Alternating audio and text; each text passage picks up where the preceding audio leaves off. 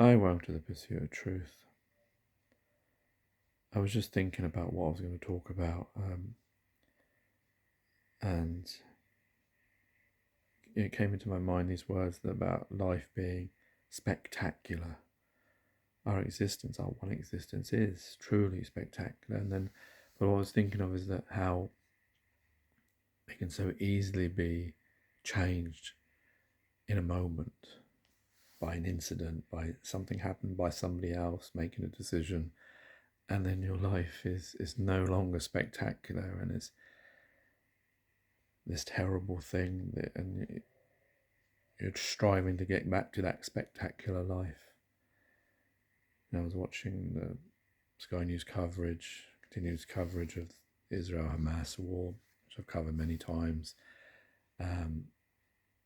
Imagine being a child there. You could even imagine if, whichever side you want to go on. Imagine on October the 7th, you're a child in a kibbutz, or imagine you're in Gaza and you're a child there. Life may have been, may not have been great, but for a child, you don't see all the adult things that we're all taught to believe are the only way in the truth, and the turmoil that we all go through, work and existence and money and all that man-made construct stuff. But children don't think about that. They're free still. Owed to be a child again.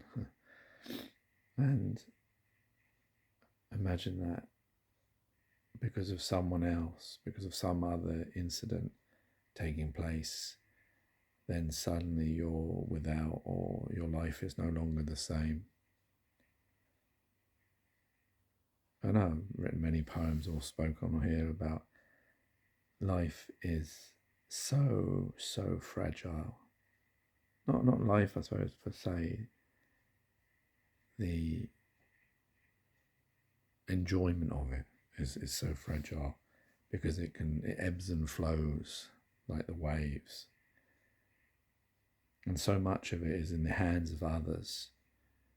For instance, the life that we live today, all of us, most of us in the West, let's say, because obviously there's a difference between the richer and poorer countries, which have been, intrinsically no country is rich or poor. Every country is the same.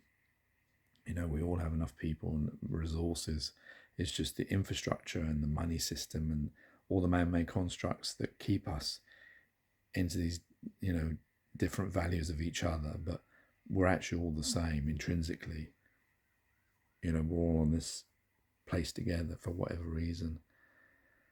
It was a test we're failing, majorly, I would have thought, because any God with a heart to create a species, if this is the way, and to leave us our own dominion and our own control and free reign, to see us squabbling over, the same things, putting ourselves in the shackles of money and system, not doing things to the benefit of mankind. The suffering that's caused because of this. We all think about this democracy and the way we live as being great and the only way, but we don't see the suffering that it causes by having money, the unnecessary suffering that causes.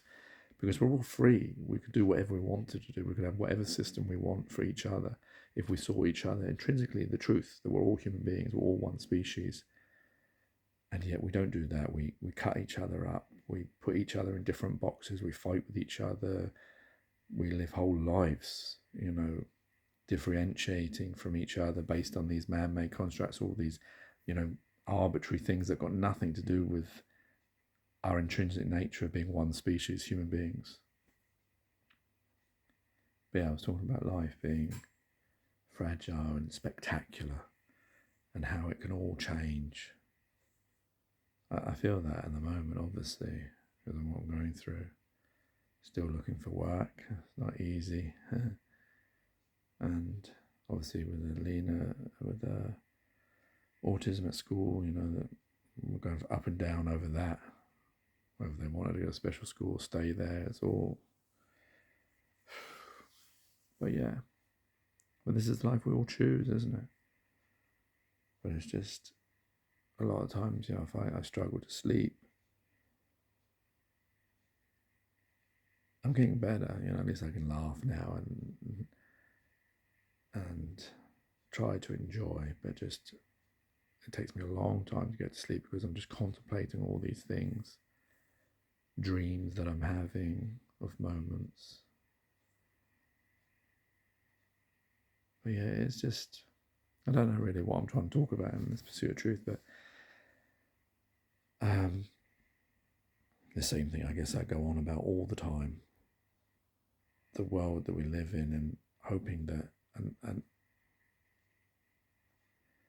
well, I don't know, hoping that one video will spark some interest in somebody else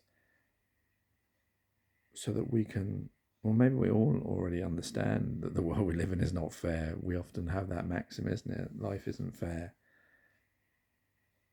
But we never look at the root of that, why it's not fair. Whether there is a possibility that we could change this to be fair, but maybe, like I say, it's so far gone now, thousands and thousands of years of constructs and systems. Just to topple one of them down would take so much effort and so much energy and so much time. And people, look how difficult it is for human beings, because of the way we shackle ourselves to the system, of making small little changes, how long and arduous it takes, when we could just do it like that, because we have freedom. The constraints we put on ourselves is what's actually slowing humanity down and not benefiting humanity, but we'll never see it. And because, unfortunately, those people with the power and money are never going to want to give up. The 1% that are living the freedom that we all should be living, that was given to us intrinsically, because when we first were here, before we came up with money and systems, the so-called cave people, everything was free. There was no price tags on anything. You could, we could build things for each other, build villages, and everyone lived together and whatever. I know it may have not been like that. Maybe we've always been this greedy and possessive and stupid in always trying to find differences and always trying to fight against each other over possessions and things. But I hope that we weren't like that originally. I hope in the future we get back to that, seeing the actual truth. And I think this is important because we've lost that, because we think that the system, the life we're living now, is true, and we judge everything by that, but it isn't. Intrinsically, we're all human beings.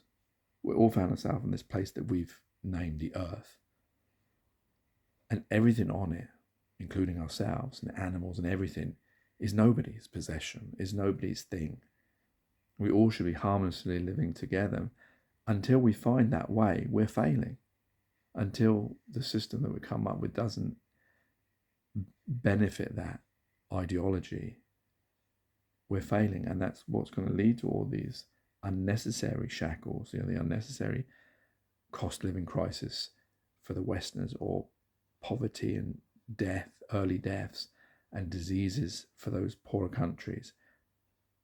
Because every bit of land is the same. Yeah, there's differences on what can be grown and all that kind of stuff, and weather and all that.